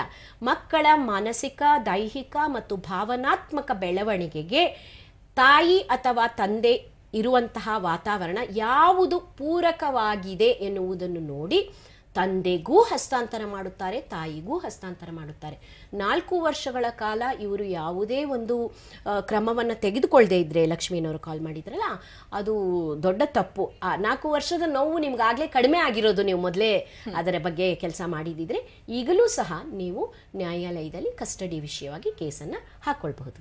ಓಕೆ, ಸೊ ಇದು ಮೂಲಭೂತವಾಗಿ ಅವರು ಅರಿತುಕೊಂಡಿರ್ಬೇಕು, ನಾನು ಆ ಮಗುವಿಗೆ ಬೇಕಾದಂತ ಎಲ್ಲ ಒಂದು ಸುರಕ್ಷತೆಯನ್ನ ಕೊಡಬಲ್ಲೆ, ಆರ್ಥಿಕವಾಗಿ, ಸಾಮಾಜಿಕವಾಗಿ. ಸೊ ತಾಯಿ ಕೆಲವಾರು ಬಾರಿ ಕೆಲಸ ಮಾಡ್ತಿರೋದಿಲ್ಲ. ಸೊ ಇದನ್ನು ಮನಗಂಡು ನಂತರ ಅವರ ಮೊದಲನೇ ಹೆಜ್ಜೆಯನ್ನು ಇಡಬೇಕಾಗತ್ತೆ. ಮತ್ತು ಒಂದು ವಿಚಾರ ಇತ್ತು, ನಾವು ಈಗ ಅಪರಾಧ ಕಾನೂನುಗಳನ್ನು ಹೊಸದಾಗಿ ಯಾಕೆ ತಂದ್ವಿ ಅಂದಾಗ ನಾನು ಹೇಳಿದೆ ಬದಲಾಗುತ್ತಿರುವ ಪರಿಸ್ಥಿತಿಯಲ್ಲಿ ಅಂತ. ಮೊದಲೆಲ್ಲ ತಾಯಿ ಒಬ್ಬಳೇ ಭಾವನಾತ್ಮಕ ಸಪೋರ್ಟ್ ಅನ್ನುವ ಒಂದು ಪರಿಕಲ್ಪನೆ ನಮ್ಮಲ್ಲಿ ಇತ್ತು. ಈಗ ಹಾಗಲ್ಲ. ತಂದೆಯೂ ಸಹ ತಾಯಿಯಷ್ಟೇ ಭಾವನಾತ್ಮಕವಾಗಿ ಸಪೋರ್ಟನ್ನು ಕೊಡ್ತಾನೆ. ಹಾಗಾಗಿ ತಾಯಿರು ನನ್ನ ಮಗು ಅಲ್ವಾ, ನಾನು ಇಟ್ಕೊಳ್ಬಹುದು ಅನ್ನುವ ಒಂದು ತಪ್ಪು ಕಲ್ಪನೆಯಲ್ಲಿ, ಆ ಆಲೋಚನೆಯಲ್ಲಿ ಇದ್ದರೆ ಮಕ್ಕಳು ತಂದೆಗೂ ಇಲ್ಲ ತಾಯಿಗೂ ಇಲ್ಲ ದಾರಿ ತಪ್ಪುವಂತಹ ಸಾಧ್ಯತೆಗಳು ಇರುತ್ತೆ. ಹಾಗಾಗಿ ಮಕ್ಕಳು ನನ್ನ ಹತ್ರನೇ ಬರ್ತಾರೆ ಅಂತ ತಾಯಿ ತಿಳ್ಕೊಂಡು ಕೂತಿರೋದು ತಪ್ಪು. ಮಕ್ಕಳನ್ನ ತಾಯಿ ಕಸ್ಟಡಿಗೆ ಕೊಟ್ಟು ಬಿಡ್ತಾರೆ ಅಂತ ತಂದೆಯೂ ನಾವು ಅನುಭವಿಸೋದು ತಪ್ಪು. ಇಬ್ಬರೂ ಸಹ ನ್ಯಾಯಾಲಯದ ಮುಖಾಂತರ ಯಾರು ಸಮರ್ಥ ಪೋಷಕರೋ ಅವರು ಮಕ್ಕಳ ಕಸ್ಟಡಿಯನ್ನು ಪಡೆಯಬಹುದು. ಇವರಿಗೆ ಇನ್ನೂ ಹೆಚ್ಚಿನ ವಿಷಯ ಬೇಕು ಅಂದರೆ ಹಾವೇರಿಯ ಮಕ್ಕಳ ಕಲ್ಯಾಣ ಸಮಿತಿಯನ್ನು ಸಂಪರ್ಕ ಮಾಡಿದರೆ ಅವರು ಇವರಿಗೆ ಮುಂದೆ ಹೇಗೆ ಹೋಗಬಹುದು ಅನ್ನೋದನ್ನು ತಿಳಿಸ್ಕೊಡೋಕ್ಕೆ ಸಮರ್ಥ ಇರ್ತಾರೆ. ಓಕೆ, ಮಾಹಿತಿಯನ್ನು ಪಡೆದುಕೊಳ್ಳೋದು ಅಲ್ಲಿಗೆ ನಿಂತು ಹೋಗುತ್ತೆ. ಅಂತಹ ಸಂದರ್ಭ ಬಂದಾಗ ಅದನ್ನು ಎದುರಿಸುವುದು ಹೇಗೆ ಎನ್ನುವುದು ನಾನು ಕಲ್ತ್ಕೊಳ್ಬೇಕು ಅಂದರೆ ಅದು ಬಹಳ ಚಿಕ್ಕ ವಯಸ್ಸಿನಿಂದ ಶಾಲೆಯ ಪಠ್ಯಗಳ ಮೂಲಕ ನಿರಂತರವಾಗಿ ಆಗ್ತಾ ಇರಬೇಕಾದಂತಹ ವಿಷಯ. ಅದು ನನ್ನ ಮೇಲೆ ನಡೆಯುವ ದೌರ್ಜನ್ಯ ಇರಲಿ, ಆ ಒತ್ತಡದಿಂದ ನಾನು ಆತ್ಮಹತ್ಯೆ ಮಾಡಿಕೊಳ್ಳುವಂತಹ ವಿಷಯ ಇರಲಿ, ಅಥವಾ ಭಾವನೆಗಳನ್ನು ಹಿಡಿತಕ್ಕೆ ಇಟ್ಟುಕೊಳ್ಳದೆ, ಈಗ ಹದಿಹರಿಯಕ್ಕೆ ಬಂದಾಗ ಲವ್ ಫೇಲ್ಯೂರ್ ಅಂತ ಹೇಳ್ತೀವಲ್ಲ ಅದು, ಅಥವಾ ಮನೆಯಲ್ಲಿ ತಂದೆ ತಾಯಿ ಸ್ವಲ್ಪ ಬೈದರು, ಮೊಬೈಲ್ ತೆಕ್ಕೊಡ್ಲಿಲ್ಲ, ಆಂಡ್ರಾಯ್ಡ್ ಫೋನ್ ತೆಕ್ಕೊಡ್ಲಿಲ್ಲ, ಇದಕ್ಕೆಲ್ಲ ಆತ್ಮಹತ್ಯೆ ಮಾಡ್ಕೊಂಡು ಬಿಡೋದು, ಪ್ರಯತ್ನ ಪಡೋದು, ಮನೆಯಿಂದ ಓಡಿ ಹೋಗುವುದು. ಸೂಕ್ಷ್ಮ ಹೌದು, ಇದು ಅಂದರೆ ಭಾವನೆಗಳ ಮೇಲೆ ಒಂದು ಕಂಟ್ರೋಲ್ ಇಟ್ಕೊಳ್ಳುವಂತಹ ಇದನ್ನು ನಾವು ವ್ಯವಸ್ಥೆಯನ್ನು ಹುಟ್ಟಾಕಬೇಕಾಗತ್ತೆ. ಇದು ಶಾಲೆ ಮೂಲಕ, ಪಠ್ಯಗಳ ಮೂಲಕ, ನಿರಂತರವಾಗಿ ಮನೆಗಳ ಮೂಲಕ, ತಂದೆ ತಾಯಿಗಳ ನಡವಳಿಕೆಯ ಮೂಲಕ. ತಂದೆ ತಾಯಿ ಹೇಳ್ಬಿಡೋದಲ್ಲ, ದಿನ ಕೂತ್ಕೊಂಡು ಮಕ್ಕಳ ಜೊತೆ ಅರ್ಧ ಗಂಟೆ ನೀನು ಹೀಗಿರ್ಬೇಕಣೋ, ನೀನು ಹೀಗಿರ್ಬೇಕಮ್ಮ, 7 ಗಂಟೆಗೆ ಮನೆಗೆ ಬರಬೇಕಮ್ಮ, ಪೌಷ್ಟಿಕವಾದ ಆಹಾರ ತಿನ್ನಬೇಕು, ನಿಮ್ಮಮ್ಮ ಮಾಡಿದ ಅಡುಗೆ ತಿನ್ನಬೇಕು, ಇದಲ್ಲ. ನಮ್ಮ ನಡವಳಿಕೆಗಳು ಮಕ್ಕಳ ಮೇಲೆ ಪ್ರಭಾವ ಬೀರುತ್ತೆ. ಹಾಗಾಗಿ ತಂದೆ ತಾಯಿಯ ನಡವಳಿಕೆಗಳು, ಶಾಲೆಯಲ್ಲಿ ಇರ್ತಕ್ಕಂತಹ ವಾತಾವರಣ ಮತ್ತು ಪಠ್ಯ ಪುಸ್ತಕಗಳ ಮೂಲಕ ಕೊಡುವ ಪೂರಕ ಮಾಹಿತಿಗಳು ಒಂದು ವ್ಯಕ್ತಿತ್ವವನ್ನು ನಿರ್ಮಾಣ ಮಾಡುತ್ತೆ. ಇದು ಒಂದು ನಿರಂತರವಾಗಿ ನಡಿಬೇಕಾಗಿರೋ ಅಂಶ. ಆದರೆ ಈಗ ಒಂದು ವಯಸ್ಸನ್ನು, ಒಂದು ಹಂತವನ್ನು ದಾಟಿರ್ತಕ್ಕಂಥವರಿಗೆ ಏನು ಮಾಡೋದು? ಅದಕ್ಕೆ ಹೌದು, ಕೌನ್ಸಿಲಿಂಗ್, ಆಪ್ತ ಸಮಾಲೋಚನೆ ಅನ್ನೋದು. ನಾವು ಯಾವುದೋ ಒಂದು ಕೇಸ್ನಲ್ಲಿ ಒಂದು ಮಗುವಿಗೆ ಏನೋ ಹೀಗೆ ಅನುಕೂಲ ಮಾಡಿಕೊಟ್ಟು ತೀರ್ಪು ಕೊಡುವಾಗ ಅವರ ತಂದೆಯನ್ನು ನೀವು ನಿಮಾನ್ಸ್ನಲ್ಲಿ ಕೌನ್ಸಿಲಿಂಗ್ಗೆ ಹೋಗಿ ಎಂದಾಗ, ವಿದ್ಯಾವಂತ ತಂದೆ, ವಿದ್ಯಾವಂತ ಪದವೀಧರ, ಒಳ್ಳೆಯ ಕೆಲಸದಲ್ಲಿ ಇರ್ತಕ್ಕಂತಹ ಬೆಂಗಳೂರು ನಗರದಲ್ಲಿ ಇರುವ ತಂದೆ ಹೇಳ್ತಾರೆ, ನಾನೇನು ಹುಚ್ಚಾನ ನಿಮಾನ್ಸ್ಗೆ ಹೋಗೋಕ್ಕೆ ಅಂತ. ಅಂದರೆ ನಿಮ್ಹಾನ್ಸ್, ಮಾನಸಿಕ, ಮನಸ್ಸು, ಆಪ್ತ ಸಮಾಲೋಚನೆ, ಈ ಪದಗಳೆಲ್ಲ ಬಂದ ತಕ್ಷಣ ಪ್ರತಿಯೊಬ್ಬ ಮನುಷ್ಯನಿಗೂ, ಅವನು ಎಷ್ಟೇ ವಿದ್ಯಾವಂತ ಆದರೂ ನನಗೇನೋ ಅಗಾಧವಾದ ತೊಂದರೆನಾ, ನಾನೇನು ಹುಚ್ಚಾನ ಅನ್ನೋದು ಒಂದು ಬಂದ್ಬಿಡುತ್ತೆ. ಹಾಗಲ್ಲ. ನಮ್ಮ ಮನಸ್ಸನ್ನು ನಿಗ್ರಹದಲ್ಲಿ, ಹೇಗೆ ನಾವು ಹೊಟ್ಟೆ ನೋವು, ತಲೆನೋವು ಬಂದಾಗ ಔಷಧಿಗಳನ್ನು ತೆಗೆದುಕೊಳ್ತೀವೋ, ನಮ್ಮ ಮನಸ್ಸಿನ ವಿಚಾರಗಳನ್ನು ಸಹ ಕಂಟ್ರೋಲ್ನಲ್ಲಿ ಇಟ್ಕೊಳ್ಳೋಕ್ಕೆ ಮತ್ತು ನಮ್ಮ ಮನಸ್ಸನ್ನು ಸರಿದಾರಿಯಲ್ಲಿ ಕರೆದುಕೊಂಡು ಹೋಗೋಕ್ಕೆ ಇರತಕ್ಕಂತಹ ವಿಭಾಗ ಮಾನಸಿಕ ಆಪ್ತ ಸಮಾಲೋಚನೆಯನ್ನು ಪಡೆದುಕೊಳ್ಳೋದು. ಇದು ಖಂಡಿತ ಪ್ರತಿಯೊಬ್ಬರು ಪಡೆದುಕೊಳ್ಳಬೇಕು. ನನಗೇನಾದ್ರು ತೊಂದರೆ ಆದಾಗ ಪಡ್ಕೊಳ್ತೀನಿ ಅಲ್ಲ, ಪ್ರತಿಯೊಬ್ಬರು ನಿತ್ಯ ಜೀವನದಲ್ಲೂ ಪಡೆದುಕೊಳ್ಬೇಕಾದಂತಹ ವಿಷಯ. ಆದರೆ ಸಮಸ್ಯೆ ಏನಂದರೆ, ನಾವು ಯಾರನ್ನು ಕಾಣಬೇಕು ಅಂತ ಗೊತ್ತಿರಲ್ಲ. ಈಗ ಏನಾಗಿದೆ ಅಂದರೆ, ಎಲ್ಲರೂ ಕೇಳಿಸ್ಕೊಳ್ಳೋರೆಲ್ಲ ಆಪ್ತ ಸಮಾಲೋಚಕರಲ್ಲ. ತುಂಬ ಚೆನ್ನಾಗಿ ಸ್ಪಷ್ಟವಾಗಿ ಪಟ ಅಂತ ಮಾತಾಡ್ತಾರೆ ಅನ್ನೋರೆಲ್ಲರೂ ಒಳ್ಳೆ ಲಾಯರ್ ಆಗೋಕ್ಕಾಗಲ್ಲ ಅಲ್ವಾ? ಅದಕ್ಕೆ ಅದರದೇ ಆದ ಕೆಲವು ಕ್ಯಾರೆಕ್ಟರಿಸ್ಟಿಕ್ಸ್ ಇರುತ್ತೆ. ಆ ನಿಟ್ಟಿನಲ್ಲಿ ನಮ್ಮ ಸರ್ಕಾರದಿಂದ ನಿಯೋಜಿತಗೊಂಡ ಕೌನ್ಸಿಲರ್ಗಳಿರ್ತಾರೆ ನೋಡಿ. ಮಕ್ಕಳಿಗಾದರೆ ಜಿಲ್ಲಾ ಮಟ್ಟದಲ್ಲಿ ಜಿಲ್ಲಾ ಮಕ್ಕಳ ರಕ್ಷಣಾ ಅಧಿಕಾರಿಗಳ ಆಫೀಸ್ ಇರುತ್ತೆ. ಅಲ್ಲಿ ಸರ್ಕಾರದಿಂದಲೇ ನಿಯೋಜಿತಗೊಂಡ ನುರಿತ ಆಪ್ತ ಸಮಾಲೋಚಕರು ಇರ್ತಾರೆ. ಅವರೆಲ್ಲರೂ ನಿಮ್ಹಾನ್ಸ್ ಅಂತ ಪ್ರಪಂಚದಲ್ಲಿ ಖ್ಯಾತಿ ಪಡೆದ ಸಂಸ್ಥೆಯಿಂದ ಸರ್ಟಿಫೈ ಆಗಿರ್ತಾರೆ. ಅಂಥವರ ಸಹಾಯವನ್ನು ತೆಗೆದುಕೊಳ್ಳುವುದು. ಮಹಿಳೆಯರಿಗೂ ಸಹ ಸಖಿ ಸೆಂಟರ್ಸ್ ಅಂತ ಇರುತ್ತೆ, ಪ್ರತಿ ಜಿಲ್ಲೆಯಲ್ಲೂ ಇರುತ್ತೆ. ಅಲ್ಲಿ ಹೋಗಿ ನುರಿತ ಸರಿಯಾಗಿರುವಂತಹ ಆಪ್ತ ಸಮಾಲೋಚಕರ ಬಳಿ ಹೋಗಿ ಸಮಾಲೋಚನೆಯನ್ನು ಪಡೆದುಕೊಳ್ಳುವುದು. ಹೀಗೆಲ್ಲ ಮಾಡಿದರೆ ನಾವು ಭಾವನೆಗಳನ್ನು ಹದ್ದುಬಸ್ತಿನಲ್ಲಿ ಇಟ್ಕೊಂಡು ಸರಿಯಾದ ನಡವಳಿಕೆಗಳಿಂದ ನಮ್ಮ ದೇಹದ ಆರೋಗ್ಯವನ್ನು, ತನ್ಮೂಲಕ ಇಡೀ ಸಮಾಜದ ಗಟ್ಟಿತನವನ್ನು ಕಾಪಾಡಲಿಕ್ಕೆ ಸಾಧ್ಯ ಆಗುತ್ತೆ. ಜಿಲ್ಲಾ ಮಟ್ಟದಲ್ಲಿ ಈ ಎರಡೂ ವ್ಯವಸ್ಥೆ ಇದೆ, ಅದರಿಂದ ಅವ್ರು ಹೋಗ್ಬೋದು. ಹಾಗೆಯೇ ನಿಮ್ಹಾನ್ಸ್ನಲ್ಲಿ ಆನ್ಲೈನ್ ಕೌನ್ಸಿಲಿಂಗ್ ಕೂಡ ಇದೆ. ನಿಮ್ಹಾನ್ಸ್ ತರವೇ ಶಿವಮೊಗ್ಗ ಜಿಲ್ಲೆಯಲ್ಲೂ ಇದೆ. ಎಲ್ಲ ನೋಡಿ, ಕಾನೂನಿನ ಪ್ರಕಾರ ಪ್ರತಿ ಜಿಲ್ಲಾ ಆಸ್ಪತ್ರೆಯಲ್ಲೂ ಮಾನಸಿಕ ತಜ್ಞ ಒಂದು ವಿಭಾಗ ಇರಬೇಕು, ಅಲ್ಲಿ ಮಾನಸಿಕ ತಜ್ಞರು ಇರಬೇಕು. ಹಾಗಾಗಿ ನಿಮ್ಮ ಜಿಲ್ಲಾ ಸರ್ಕಾರಿ ಆಸ್ಪತ್ರೆಗೆ ಹೋಗುವುದೇ ಒಳಿತು. ಮತ್ತು ಇನ್ನೂ ಒಂದು ಅಂಶ, ನಾವು ಏನು ಇನ್ಶೂರೆನ್ಸ್, ಹೆಲ್ತ್ ಇನ್ಶೂರೆನ್ಸ್ ಅಂತ ಮಾಡಿಸಿರ್ತೀವೋ, ನಮ್ಮಲ್ಲಿ ಮೆಂಟಲ್ ಹೆಲ್ತ್ ಆ್ಯಕ್ಟ್ ಅಂತ ಇದೆ. ನಾನು ಇದನ್ನು ಪದೇ ಹೇಳ್ತಾ ಇರ್ತೀನಿ, ಯಾಕೆ ಅಂದರೆ ಬಹಳ ಜನಗಳಿಗೆ ಗೊತ್ತಿರೋದಿಲ್ಲ. ಈಗ ನೀವು ಬೇರೆ ವಿಷಯಗಳಿಗೆ ಆಸ್ಪತ್ರೆಗೆ ಹೋಗಿ ಅಲ್ಲಿ ನೀವು ಅಡ್ಮಿಷನ್ ಆದಾಗ ನಿಮಗೆ ಇನ್ಶೂರೆನ್ಸಿಂದ ಹಣ ವಾಪಸ್ ಬರುತ್ತೆ. ಆದರೆ ಇದೆಲ್ಲ ಎಷ್ಟೊಂದು ಖರ್ಚಾಗುತ್ತಪ್ಪ, ಅದರಿಂದ ನಾವು ಆಸ್ಪತ್ರೆಗೆ ಹೋಗಲ್ಲ ಅನ್ನೋ ಒಂದು ವ್ಯಕ್ತಿಗಳು ಇರ್ತಾರೆ. ನಮ್ಮಲ್ಲಿ ಮೆಂಟಲ್ ಹೆಲ್ತ್ ಆ್ಯಕ್ಟ್ ಅಂತ ಇದೆ. ಅದರ ಪ್ರಕಾರ ನಾವು ಮಾಡ್ಕೊಂಡಿರ್ತಕ್ಕಂತಹ ಹೆಲ್ತ್ ಇನ್ಶೂರೆನ್ಸ್ ಏನಿದೆ, ಅದು ಸರ್ಕಾರದಿಂದ ಮೂಲಕ ಮಾಡಿಸಿರಬಹುದು ಅಥವಾ ಖಾಸಗಿ ಸಂಸ್ಥೆಗಳ ಮೂಲಕ ನಾವು ಹೆಲ್ತ್ ಇನ್ಶೂರೆನ್ಸ್ ಮಾಡಿಸ್ಕೊಂಡಿರ್ಬೋದು. ಅದರ ಪ್ರಕಾರ ನಾವು ನಮ್ಮ ಮಾನಸಿಕ ಸ್ವಾಸ್ಥ್ಯಕ್ಕೆ ತೆಗೆದುಕೊಳ್ಳುವಂತಹ ಆಪ್ತ ಸಮಾಲೋಚನೆ ಅಥವಾ ಟ್ರೀಟ್ಮೆಂಟ್ ಏನಿದೆ ಅದು ಎಲ್ಲವೂ ಸಹ ಇನ್ಶೂರೆನ್ಸ್ನಲ್ಲಿ ಕವರ್ ಆಗಿರಬೇಕು ಅಂತ ಹೇಳುತ್ತೆ ಕಾನೂನು. ಹಾಗಾಗಿ ಧೈರ್ಯವಾಗಿ ಮನಸ್ಸಿಗೆ ಇರಿಸು ಮುರುಸಾದಾಗ ನಾವು ನಮ್ಮ ಒಂದು ಸಾಮರ್ಥ್ಯದ ಪ್ರಕಾರ ಅದನ್ನು ಸರಿ ಮಾಡ್ಕೊಳ್ಳಿಕ್ಕೆ ಪ್ರಯತ್ನ ಪಡ್ತಾ ಇರ್ತೀವಿ. ಅದನ್ನು ಮೀರಿದೆ, ನನಗೆ ಇದರಿಂದ ತೊಂದರೆ ಆಗ್ತಿದೆ ಅಂತ ಗೊತ್ತಾದಾಗ ದಯವಿಟ್ಟು ನಿಮ್ಮ ಜಿಲ್ಲಾ ಆಸ್ಪತ್ರೆಯಲ್ಲಿ ಇರ್ತಕ್ಕಂತಹ ನುರಿತ ತಜ್ಞರನ್ನು ಸಂಪರ್ಕ ಮಾಡಿ ಅವರಿಂದ ಆಪ್ತ ಸಮಾಲೋಚನೆಯನ್ನು ಪಡೆದುಕೊಳ್ಬೇಕು. ಈ ದಿನದವರೆಗೂ ನಮ್ಮಲ್ಲಿದ್ದ ಯಾವುದೇ ಕಾನೂನಿನಲ್ಲೂ ಮಗು ಅಂದರೆ ಮಕ್ಕಳು ಅನ್ನೋದಕ್ಕೆ ಒಂದು ಡೆಫಿನೇಷನ್ನೇ ಇರಲಿಲ್ಲ. ಅವರಿಗೆ ಸಂಬಂಧಪಟ್ಟ ಮಕ್ಕಳ ನ್ಯಾಯ ಕಾಯಿದೆ, ಬಾಲ್ಯ ವಿವಾಹ ತಡೆಗಟ್ಟುವ ನಿಷೇಧ ಕಾಯಿದೆ, ಮತ್ತು ಇದು ಪಾಕ್ಸೋ ಕಾಯಿದೆ, ಮತ್ತು ಬಾಲ ಕಾರ್ಮಿಕತೆಯನ್ನು ತಡೆಗಟ್ಟೋ ಕಾಯಿದೆ, ಹೀಗೆ ಸಾಕಷ್ಟು ಮಕ್ಕಳಿಗೆ ಮಾಡಿರ್ತಕ್ಕಂತಹ ಕಾನೂನುಗಳಲ್ಲಿ ಮಕ್ಕಳನ್ನು ನಾವು ಡಿಫೈನ್ ಮಾಡ್ಕೊಂಡಿದ್ವಿ, ವ್ಯಾಖ್ಯಾನಿಸಿದ್ವಿ. ಆದರೆ ಮೂಲ ಕಾನೂನು ಏನಿದೆ, ಸಬ್ಸ್ಟ್ಯಾಂಟಿವ್ ಲಾ ನಾವು ಏನು ಹೇಳ್ತೀವಿ ಅಂದರೆ, ಮುಂಚೆ ಇಂಡಿಯನ್ ಪೀನಲ್ ಕೋಡ್ ಅಂತ ಇದ್ವಿ, IPC ಅಂತ ಹೇಳ್ತಾ ಇದ್ವಲ್ಲ, ಈಗ BNS ಭಾರತೀಯ ನ್ಯಾಯ ಸಂಹಿತೆ, ಇಲ್ಲಿ ಈಗ ಮಕ್ಕಳು ಅನ್ನೋದಕ್ಕೆ ವ್ಯಾಖ್ಯಾನ ಮೊಟ್ಟ ಮೊದಲ ಬಾರಿಗೆ ಕೊಟ್ಟಿದ್ದಾರೆ. 18 ವರ್ಷದ ಒಳಗಿನ ಯಾವುದೇ ವ್ಯಕ್ತಿ ಭೂಮಿ ಮೇಲೆ ಬರೋದಕ್ಕೆ ಮುಂಚೆನೂ ಅಮ್ಮನ ಹೊಟ್ಟೆಗೆ ಬಂದಾಗಿಂದ 18 ವರ್ಷ ತುಂಬುವವರೆಗೂ, ತುಂಬ ಜನ ಕನ್ಫ್ಯೂಸ್ ಮಾಡ್ಕೊಳ್ತಾರೆ. 17 ವರ್ಷ ಆದ ತಕ್ಷಣ 18ನೇ ವಯಸ್ಸು, 18 ವರ್ಷ ಅಂದ್ಬಿಟ್ಟು ಮಗುವಿಗೆ ಮದುವೆ ಮಾಡ್ಲಿಕ್ಕೆ ಹೋಗ್ಬಿಡ್ತಾರೆ. ಆದರೆ 18 ವರ್ಷ ತುಂಬಿದ ಮೇಲೆ ಅವರು ವಯಸ್ಸು ಕಾಣಿಸ್ಕೊಳ್ತಾರೆ. ಅಲ್ಲಿವರೆಗೂ ಅದು ಮಗು. ಕಾನೂನಿನ ವ್ಯಾಖ್ಯಾನ ಇದೆ. ಇದು ಮೊಟ್ಟ ಮೊದಲನೇ ಬಾರಿಗೆ ಆಗಿರ್ತಕ್ಕಂಥ ವಿಷಯ. ಮತ್ತು ಎರಡನೇ ವಿಷಯ ಏನಂದರೆ, ಗ್ಯಾಂಗ್ ರೇಪ್ ಅಂತ ಆದ ತಕ್ಷಣ ಬೇರೆ ಎಲ್ಲ ಅಪರಾಧಗಳಲ್ಲಿ ಈಗ 5-6 ಜನ ಸೇರ್ಕೊಂಡು ಅಪರಾಧ ಮಾಡಿದರೆ, ಕೊಲೆ ಇರಬಹುದು, ಡಕಾಯಿತಿ ಇರ್ಬೋದು, ಇದ್ದರೆ ಅವರವರು ಮಾಡಿರ್ತಕ್ಕಂತಹ ಅಪರಾಧದ ಅಂಶಕ್ಕೆ ಸರಿಯಾಗಿ ಶಿಕ್ಷೆಯನ್ನು ಕೊಡುವಂತಹ ನಮ್ಮ ವ್ಯವಸ್ಥೆ ಇದೆ. ಆದರೆ 18 ವರ್ಷ ಒಳಗಿನ ಯಾವುದೇ ಹೆಣ್ಣು ಮಗುವಿನ ಮೇಲೆ ಗ್ಯಾಂಗ್ ರೇಪ್ ಮಾಡಿದರೆ, 5 ಜನ 6 ಜನ 3 ಜನ ಒಬ್ಬರಿಗಿಂತ ಹೆಚ್ಚು ಜನ ಇತ್ತು ಗ್ಯಾಂಗ್ ರೇಪ್ ಮಾಡಿದರೆ, ಅವರೆಲ್ಲರಿಗೂ ಸಮಾನ ಅಪರಾಧ ಪಾಲುದಾರರು ಅಂತ ಪರಿಗಣಿಸಿ ಜೀವಮಾನ 20 ವರ್ಷ ಜೈಲು ಸೆರೆವಾಸವನ್ನು ಕಾನೂನು ಕೊಟ್ಟಿದೆ. ಅದು ಒಂದು ಮುಖ್ಯವಾದ ಬದಲಾವಣೆ. ಅದರಲ್ಲಿ ಅವನು ಮತ್ತೊಬ್ಬ ಅತ್ಯಾಚಾರ ಮಾಡಲಿಕ್ಕೆ ಸಹಾಯ ಮಾಡಿರೋ ವ್ಯಕ್ತಿ ಇರ್ಬೋದು, ಬಾಗಿಲು ಕಾಯ್ತಾ ನಿಂತಿರ್ಬೋದು. ಎಷ್ಟೋ ಕೇಸ್ಗಳಲ್ಲಿ ನಾವು ನೋಡಿದ್ದೀವಿ, ಅತ್ಯಾಚಾರಿಗಳು ಒಳಗಡೆ ಅತ್ಯಾಚಾರ ಮಾಡ್ತಾ ಇರುವಾಗ ಆ ಬಾಗಿಲು ಕಾಯಕ್ಕೊಬ್ಬರನ್ನು ನಿಲ್ಲಿಸಿರ್ತಾರೆ. ಹೀಗೆ ಹಂತದಲ್ಲಿ ಒಂದು 5-6 ಜನ 7-8 ಜನ ಇದ್ರೂ ಸಹ ಅವರೆಲ್ಲರನ್ನು ಗ್ಯಾಂಗ್ ರೇಪ್, ಸಾಮೂಹಿಕ ಅತ್ಯಾಚಾರದಲ್ಲಿ ಇರುವಂತಹ ಸಮಾನ ಪಾಲುದಾರರು ಅಂತ ಪರಿಗಣಿಸಿ ಎಲ್ಲರಿಗೂ 20 ವರ್ಷ ಶಿಕ್ಷೆಯನ್ನು ನಿಗದಿ ಮಾಡಿದ್ದಾರೆ. ಹಾಗೆಯೇ ಎಷ್ಟೋ ಕೇಸ್ಗಳಲ್ಲಿ ನಾವು ನೋಡ್ತೀವಿ, ಮೆಡಿಕಲ್ ರಿಪೋರ್ಟ್ ಬಂದಿಲ್ಲ ಮೇಡಮ್, ಅದಕ್ಕೆ ನಾವು ಚಾರ್ಜ್ ಶೀಟ್ ಹಾಕೋಕ್ಕಾಗಿಲ್ಲ, ಅಥವಾ ನಿಮಗೆ ಇನ್ನೂ ವಿಷಯದ ವಿವರಣೆ ಕೊಡೋಕ್ಕಾಗ್ತಿಲ್ಲ ಅಂತ ಪೊಲೀಸ್ನವರು ಹೇಳುವಂಥ ವಿಷಯ. ಆದರೆ ಈ ಕಾನೂನಲ್ಲಿ ತುಂಬ ಸ್ಪಷ್ಟವಾಗಿ ಹೇಳಿದ್ದಾರೆ, ಯಾವುದೇ ಕೇಸ್ನಲ್ಲಿ ಯಾವುದೇ ವಿಷಯ ಇರಬಹುದು, ಆ ಒಂದು FIRನಲ್ಲಿ ನಾವು ಮೆಡಿಕಲ್ ಪರಿಶೀಲನೆಗೆ ಒಳಪಟ್ಟಾಗ ಆ ರಿಪೋರ್ಟನ್ನು ಗರಿಷ್ಠ 7 ದಿನಗಳ ಒಳಗೆ ಕೊಟ್ಬಿಡಬೇಕು. ಕನಿಷ್ಠ ಅಲ್ಲ, ಗರಿಷ್ಠ 7 ದಿನಗಳ ಒಳಗೆ ಆ ಡಾಕ್ಟರು ರಿಪೋರ್ಟನ್ನು ಕೊಡಲೇಬೇಕು ಅಂತ ಹೇಳುತ್ತೆ.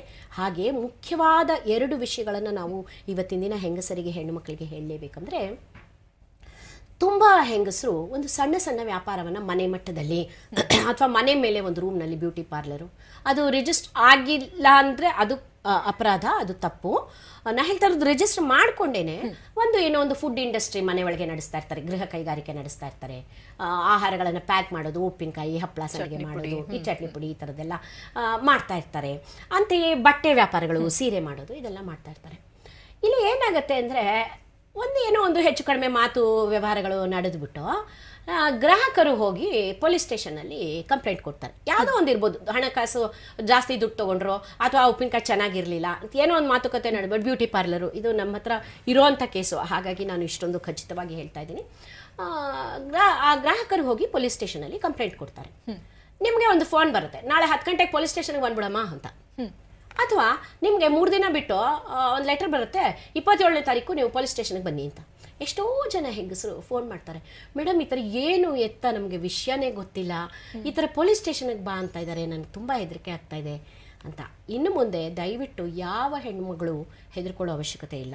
ಸೆಕ್ಷನ್ 35 ಅಡಿಯಲ್ಲಿ ಭಾರತೀಯ ನ್ಯಾಯ ಸಂಹಿತೆ, ಭಾರತೀಯ ನಾಗರಿಕ ಸುರಕ್ಷಾ ಸಂಹಿತೆ ಸೆಕ್ಷನ್ 35 ಅಡಿಯಲ್ಲಿ ತುಂಬ ಸ್ಪಷ್ಟವಾಗಿ ಹೇಳಿದ್ದಾರೆ, ಯಾವುದೇ ಒಂದು ಮಹಿಳೆಯನ್ನ ವಿಟ್ನೆಸ್ ಆಗಿ ತನಿಖೆ ಮಾಡಬೇಕಾದ್ರೆ, ಅಂದರೆ ಅವಳು ಆ ಒಂದು ಕೇಸಿಗೆ ಸಾಕ್ಷಿ ಅಂತ ನಮಗೆ ಪೊಲೀಸ್ನವರಿಗೆ ಗಮನಕ್ಕೆ ಬಂದರೆ ವಿಷಯಗಳನ್ನು ಸಂಗ್ರಹಣೆ ಮಾಡ್ಕೊಳ್ಬೇಕಾಗಿರುತ್ತೆ, ವಿವರ ಕೇಳಬೇಕಾಗಿರುತ್ತೆ. ವಿಟ್ನೆಸ್ ಆಗಿ ಕೂಡ ಅಥವಾ ನೀವೇ ಅಪರಾಧಿ ಅಂತ ನಿಮ್ಮ ಮೇಲೆ ಕಂಪ್ಲೇಂಟ್ ಇದ್ದಾಗ ಕೂಡ ಪೊಲೀಸ್ ಸ್ಟೇಷನ್ನಿಗೆ ಕರೆಸಿಕೊಳ್ಳಲು, ಪೊಲೀಸರನ್ನ ಭೇಟಿ ಮಾಡಲು ಹೇಳಲು ಪೊಲೀಸರಿಗೆ ಅಧಿಕಾರ ಇರುತ್ತೆ. ಆದರೆ ಅವರು ಕೊಡುವಂತಹ ನೋಟಿಸಿನಲ್ಲಿ ಎಲ್ಲ ಅಂಶಗಳು ಇರಬೇಕು. ನಿಮ್ಮನ್ನು ಯಾಕಾಗಿ, ಯಾವ ಕಾರಣಕ್ಕಾಗಿ ಪೊಲೀಸ್ ಸ್ಟೇಷನ್ಗೆ ಬರಲು ಹೇಳ್ತಾ ಇದ್ದೇವೆ, ನಿಮ್ಮ ಮೇಲೆ ಹಾಕಿರ್ತಕ್ಕಂತಹ ದೂರು ಏನಿದೆ, ಯಾವ ಸೆಕ್ಷನ್ಗಳ ಅಡಿಯಲ್ಲಿ ಇದೆ, ಯಾವ ಅಪರಾಧದಲ್ಲಿ ಇದೆ, ನಿಮ್ಮ ಮೇಲೆ ದೂರು ಕೊಟ್ಟಿರುವವರು ಯಾರು, ಯಾವ ಕಾರಣಕ್ಕಾಗಿ ನೀವು ಎಷ್ಟು ಹೊತ್ತಿಗೆ ಪೊಲೀಸ್ ಸ್ಟೇಷನ್ಗೆ ಬರಬೇಕು. ಈ ಮೊನ್ನೆ ಕೂಡ ನಮ್ಮ ಕರ್ನಾಟಕ ರಾಜ್ಯ ಸರ್ಕಾರ, ನಮ್ಮ ಕರ್ನಾಟಕ ರಾಜ್ಯದ ಮುಖ್ಯ ನ್ಯಾಯಾಲಯದಲ್ಲಿ ಘನವೆತ್ತ ನ್ಯಾಯಾಧೀಶರು ಹೇಳಿದ್ದಾರೆ. ಅದಕ್ಕಾಗಿ ಒಂದು ಫಾರ್ಮೆಟ್ ಕೂಡ ಕೊಟ್ಟಿದ್ದಾರೆ. ಅದಕ್ಕಾಗಿ ಸರ್ಕಾರದವರು ತುರ್ತಾಗಿ ಕ್ರಮ ವಹಿಸಿ ಪೊಲೀಸರಿಗೆ ಒಂದು ಫಾರ್ಮೆಟ್ ಅನ್ನು ಕೊಡಬೇಕು ಅಂತ ಕೂಡ ಹೇಳಿದ್ದಾರೆ. ಇನ್ನು ಮುಂದೆ ನಿಮಗೆ ಏನಾದರೂ ಒಂದು ನೋಟಿಸ್ ಬಂದರೆ ಅಥವಾ ನಿಮಗೆ ಒಂದು ಪೊಲೀಸ್ ಸ್ಟೇಷನಿಂದ ಫೋನ್ ಕಾಲ್ ಬಂದರೆ, ನಾಳೆ 10 ಗಂಟೆಗೆ ಪೊಲೀಸ್ ಸ್ಟೇಷನ್ಗೆ ಬಂದ್ಬಿಡಮ್ಮ ಅಂದರೆ ದಯವಿಟ್ಟು ಹೆದರಬೇಡಿ, ಬಾಯಿ ಬಿಟ್ಟು ನೀವು ಕೇಳಬೇಕು ಯಾವ ಕಾರಣಕ್ಕಾಗಿ ಪೊಲೀಸ್ ಸ್ಟೇಷನ್ಗೆ ಬರಬೇಕು ಅಂತ. ಅದನ್ನು ಅವರು ಲಿಖಿತ ರೂಪದಲ್ಲಿ FIR ಆಗಿದ್ದರೆ FIR ಕಾಪಿಯೊಂದಿಗೆ ಅದನ್ನು ನೋಟಿಸನ್ನು ಕಳಿಸ್ಕೊಡ್ಬೇಕಾಗತ್ತೆ. ಆಗ ಹೋಗಬೇಕಾಗತ್ತೆ ಪೊಲೀಸ್ ಸ್ಟೇಷನ್ಗೆ. ಪೊಲೀಸ್ ಸ್ಟೇಷನ್ಗೆ ಹೋಗಲೇಬೇಕು ಅಂತಾನೂ ಇಲ್ಲ. ಈಗಿನ ಹೊಸ ಕಾನೂನುಗಳ ಪ್ರಕಾರ 60 ವರ್ಷ ವಯಸ್ಸು ಮೇಲ್ಪಟ್ಟ ವ್ಯಕ್ತಿಗಳು ಮತ್ತು ಹೆಂಗಸರು ಹಾಗೂ 18 ವರ್ಷದ ಕೆಳಗಿನ ಮಕ್ಕಳು, ಮಕ್ಕಳಿಗೆ ಬಿಡಿ ಬೇರೆ ಕಾನೂನಿದೆ, ಅದರ ನಂತರ ಹೇಳ್ತೀನಿ. ಹೆಂಗಸರು ಮತ್ತು 60 ವರ್ಷ ಮೇಲ್ಪಟ್ಟ ನಾಗರಿಕರು ತಮ್ಮದೇ ಆಯ್ಕೆಯಿಂದ ನಾವು ಪೊಲೀಸ್ ಸ್ಟೇಷನ್ಗೆ ಬರ್ತೀವಿ ಅಂದರೆ ಅವರು ಹೋಗಬಹುದು, ಅದಕ್ಕೆ ಯಾವ ತಡೆ ಇಲ್ಲ. ಆದರೆ ಅವರು ಪೊಲೀಸ್ ಸ್ಟೇಷನ್ಗೆ ಹೋಗಲು ಸ್ವಲ್ಪ ಆತಂಕಕ್ಕೆ ಒಳಗಾದಾಗ ಅಥವಾ ಆರೋಗ್ಯ ಅವರಿಗೆ ಒಂದು ಸಹಕಾರ ನೀಡದೇ ಇದ್ದಾಗ, ಬೆಡ್ ರಿಡನ್ ವ್ಯಕ್ತಿಗಳಿರಬಹುದು, ತಾತ್ಕಾಲಿಕವಾಗಿ ಕಾಲು ಮುರಿದಿರಬಹುದು ಅಥವಾ ಮಾನಸಿಕ ಕ್ಲೇಶಕ್ಕೆ ಒಳಗಾಗಿರಬಹುದು, ಇವರೆಲ್ಲರನ್ನು ಪೊಲೀಸ್ನವರು ಪೊಲೀಸ್ ಸ್ಟೇಷನ್ಗೆ ಬನ್ನಿ ಎನ್ನುವ ಒತ್ತಾಯ ಮಾಡಲು ಅಧಿಕಾರ ಹೊಂದಿರುವುದಿಲ್ಲ. ಅವರು ಎಲ್ಲಿರುತ್ತಾರೋ ಅಂದರೆ ಆ ಮಹಿಳೆ ಮತ್ತು 60 ವರ್ಷ ಹಿರಿಯ ನಾಗರಿಕರು ಯಾವ ಸ್ಥಳದಲ್ಲಿ ಧೈರ್ಯವಾಗಿ, ಸ್ಪಷ್ಟವಾಗಿ, ಖಚಿತವಾಗಿ, ವಿಶ್ವಾಸದಿಂದ ವಿವರಣೆಗಳನ್ನು ನೀಡಬಲ್ಲರೋ ಅಂತಹ ಸ್ಥಳಕ್ಕೆ ಪೊಲೀಸಿನವರೇ ಹೋಗಬೇಕು ಅಂತ ಹೊಸ ಕಾನೂನಿನಲ್ಲಿ ಇದೆ. ಹಾಗಾಗಿ ಹೆದರ್ಕೊಳ್ಳೋ ಅವಶ್ಯಕತೆ ಇಲ್ಲ. ಇನ್ನೂ ಒಂದು ವಿಷಯ ನಾವು ತಿಳಿಸಲೇಬೇಕಾಗಿರೋದು ಅಂದರೆ, ಎಷ್ಟೋ ಜನ ಮಹಿಳೆಯರು ದೌರ್ಜನ್ಯನ ತಡ್ಕೊಳ್ತಾನೆ ಇರ್ತಾರೆ. ಯಾಕೆ ಅಂದರೆ ಪೊಲೀಸ್ ಸ್ಟೇಷನ್ಗೆ ಹೋಗಿ ಕಂಪ್ಲೇಂಟ್ ಕೊಡೋಕ್ಕೆ ಹೆದರಿಕೆ. ಅವ್ರಿಗೆ ಗೊತ್ತಿರುತ್ತೆ ಕಂಪ್ಲೇಂಟ್ ಕೊಟ್ಟರೆ ಇದು ಸಾಲ್ವ್ ಆಗುವಂಥ ವಿಷಯ ಅನ್ನೋದು ಗೊತ್ತಿರುತ್ತೆ. ಆದರೆ ಪೊಲೀಸ್ ಸ್ಟೇಷನ್ಗೆ ಹೋಗಿ ಕಂಪ್ಲೇಂಟ್ ಕೊಡಲಿಕ್ಕೆ ತುಂಬ ಹೆದರುತ್ತಾರೆ. ಇನ್ನು ಮುಂದೆ ಹಾಗಿಲ್ಲ. ಹೊಸ ಕಾನೂನುಗಳ ಪ್ರಕಾರ ನೀವು ಒಂದು ಇಮೇಲ್ ಮೂಲಕ ಸಹ ಪೊಲೀಸ್ನವರಿಗೆ ನಿಮ್ಮ ಮೇಲೆ ಆಗಿರುವಂತಹ ಅಪರಾಧ, ಆಗುತ್ತಿರುವಂತಹ ದೌರ್ಜನ್ಯ ಅಥವಾ ನೀವೇನಾದರೂ ದೊಡ್ಡ ರೀತಿಯ ಸಂಕೀರ್ಣವಾದ ಗಂಡಾಂತರವನ್ನು, ಅಪರಾಧವನ್ನು ನಿಮ್ಮ ಮೇಲೆ ಆಗತ್ತೆ ಅಂತ ಮನಗಂಡಿದ್ದರೆ ಅದನ್ನು ಒಂದು ಇಮೇಲ್ ಮೂಲಕ, ಒಂದು ವಾಟ್ಸಪ್ ಮೂಲಕ ನಿಮ್ಮ ಪೊಲೀಸ್ ಸ್ಟೇಷನ್ಗೆ ಅಥವಾ ಯಾವುದೇ ಪೊಲೀಸ್ನವರ, ಈಗ ಪೊಲೀಸ್ ಸ್ಟೇಷನ್ಗೆ ವ್ಯಾಪ್ತಿ ಅಂತ ಇರೋದಿಲ್ಲ, ಯಾವುದೇ ಒಂದು ಪೊಲೀಸ್ ಸ್ಟೇಷನ್ಗೆ ನೀವು ಇದು ಬಹಳ ಮುಖ್ಯವಾದಂತಹ ಒಂದು ಮಾಹಿತಿ.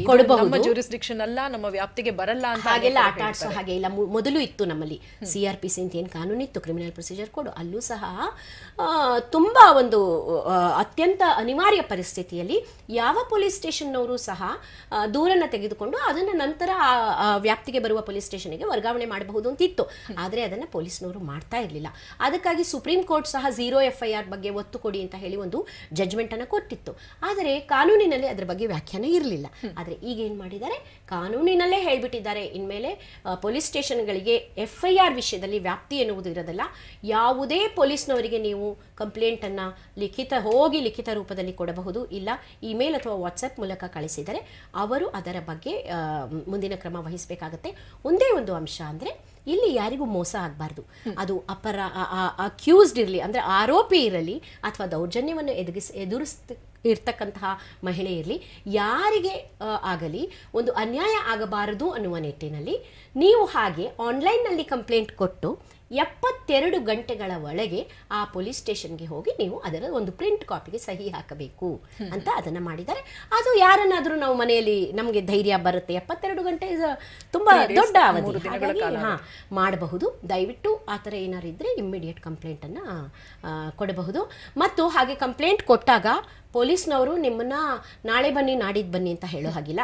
FIR ಇಮ್ಮಿಡಿಯೇಟ್ ಮಾಡಿ ನಂತರ ತನಿಖೆ ಬೇರೆ ವಿಷಯ, ತನಿಖೆಯೇ ಒಂದು ಬೇರೆಯದೇ ಆದ ವಿಚಾರ. ವಿಚಾರ, ನೀವು ಹೇಳ್ತಾ ಇರೋದು ಸುಳ್ಳೋ ನಿಜಾನೋ ಅಂತ ಪರಿಗಣಿಸಿ ಅದರ ಮೇಲೆ ಅವರು ತೀರ್ಮಾನ ಮಾಡುವುದು ಬೇರೆ ವಿಷಯ. ಆದರೆ ನೀವು ಕಂಪ್ಲೇಂಟ್ ಕೊಟ್ಟ ಕೂಡಲೇ ಅವರು ನಿಮ್ಮ ಕಂಪ್ಲೇಂಟನ್ನು FIR ಮಾಡಿಕೊಳ್ಳಲೇಬೇಕು. ಮಾಡಿಕೊಂಡು FIRನ ಕಾಪಿ ನಿಮಗೆ ಕೊಡಬೇಕು. ಮತ್ತು ವೈದ್ಯಕೀಯ ತಪಾಸಣೆಗೆ ಒಳಪಡುವಂತಹ ಅಪರಾಧಗಳಾದರೆ ತಕ್ಷಣವೇ ನಿಮ್ಮನ್ನು ವೈದ್ಯಕೀಯ ತಪಾಸಣೆಗೆ ಒಳಪಡಿಸಬೇಕು. 7 ದಿನಗಳ ಒಳಗೆ ಅದರ ರಿಪೋರ್ಟನ್ನು ತೆಗೆದುಕೊಂಡು ರಿಪೋರ್ಟ್, FIR ಮತ್ತು ಅದಕ್ಕೆ ಸಂಬಂಧಪಟ್ಟ ಎಲ್ಲ ದಾಖಲೆಗಳನ್ನು ಯಾರು ದೂರುದಾರರಿರ್ತಾರೋ ಅಥವಾ ಆರೋಪಿ ಇರ್ತಾರೋ ಅವರಿಗೆ ಕೊಡಬೇಕು ಅಂತ ಹೊಸ ಕಾನೂನಿನಲ್ಲಿ ಇದೆ.